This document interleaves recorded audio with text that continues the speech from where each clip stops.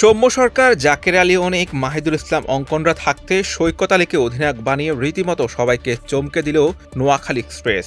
কখনো আন্তর্জাতিক ক্রিকেট না খেললেও বিপিএলের আগামী আসরে জনসন চার্লস, মোহাম্মদ নবীদের অধিনায়ক হিসেবে খেলবেন পেস বোলিং এই অলরাউন্ডার।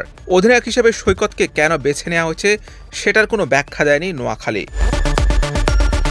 এবারের বিপিএলে নতুন মালিকানায় দল পেয়েছে Rajshahi Warriors, Chattogram Royals, Noakhali Express, Sylhet Titans.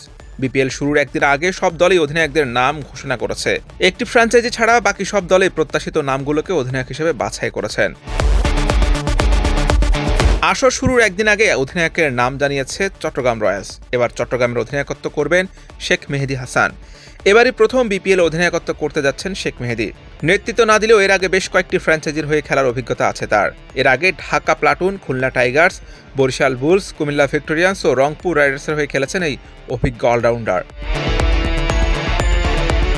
Bangladesh one day দলের ক্যাপ্টেন মেহেদী হাসান মিরাজ সিলেট টাইটান্সের অধিনায়কত্ব করবেন। এর আগেও বিপিএল অধিনায়কত্বের অভিজ্ঞতা রয়েছে মিরাজের। ফ্র্যাঞ্চাইজির পক্ষ থেকে জানানো হয়েছে মিরাজের নেতৃত্বের উপর তাদের পূর্ণ আস্থা রয়েছে এবং তার হাত ধরে এবারের মৌসুমে দলের যাত্রা সফল হবে বলে তারা আশাবাদী। এবছর ঢাকা ক্যাপিটালস বেশ শক্তিশালী দল গড়েছে। দলে আছেন এক ঝাঁক তারকা বিদেশি। শানাকা হেলস ইমাদের সঙ্গী হবেন উসমান খান, জুবাইরুল্লাহ আকবরী, ওডেন স্মিথ ও জিয়া শরীফি। দেশিদের মধ্যেও আছেন তাসকিন আহমেদ, নাসির হোসেন, আবার জাতীয় দলের সহ অধিনায়ক সাইফ হাসান। তবে তাদের সবাইকে ছাপিয়ে এবার আসন্ন বিপিএলে ঢাকা ক্যাপিটালসকে নেতৃত্ব দেবেন মোহাম্মদ মিঠুন। জাতীয় দলে একসময়ের নিয়মিত সদস্য মিঠুন এখনও দেশের ক্রিকেটে বড় নাম। বর্তমানে ক্রিকেটারদের সংগঠন কোয়াবের সভাপতির দায়িত্ব পালন করছেন তিনি। অধিনায়কত্ব করেছেন সবশেষ এনসিএলও। গেল বছর বিপিএলে চট্টগ্রাম চ্যালেঞ্জার্স দলকে তুলেছেন ফাইনালে। টুর্নামেন্ট শুরুর আগে অনুমেয় ছিল রাজশাহী ওয়ারিয়র্সের অধিনায়ক হবেন নাজমুল হাসান শান্ত। শেষ পর্যন্ত সেটিই হয়েছে।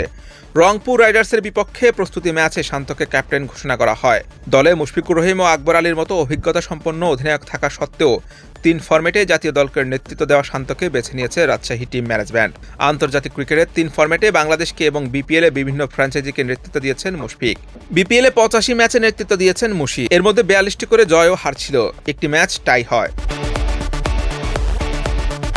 বিগত কয়েক বছর ধরে রংপুর রাইডার্সের অবিচ্ছেদ্য অংশ নুরুল হাসান সোহান। বিপিএলে তার নেতৃত্বে খেলছে তিস্তাপাড়ের দলটি। সোহানের হাত ধরে জিএসএল এর শিরোপা জিতেছে রংপুর। আগামীকাল থেকে শুরু হতে যাওয়া বিপিএলে তার উপরেই ভরসা রাখছে দলটি। রংপুরের অধিনায়কের দায়িত্ব পালন করবেন উইকেট কিপার এই ব্যাটার। এক বিবৃতি দিয়ে বিষয়টি নিশ্চিত করেছে ফ্র্যাঞ্চাইজিটি। রংপুরের হয়ে এবারে বিপিএলে খেলবেন লিটন কুমার দাস। তাকে মোটা অঙ্কের টাকায় দলে ভিড়িয়েছে তিস্তাপাড়ের দলটি। বাংলাদেশ টি-20 দলের অধিনায়কও লিটন। তাই গুঞ্জন ছিল রংপুরের হয়ে অধিনায়কত্ব করবেন লিটু। কিন্তু না, শেষ পর্যন্ত সোহানের কাঁধেই সেই দায়িত্ব ভর করেছে।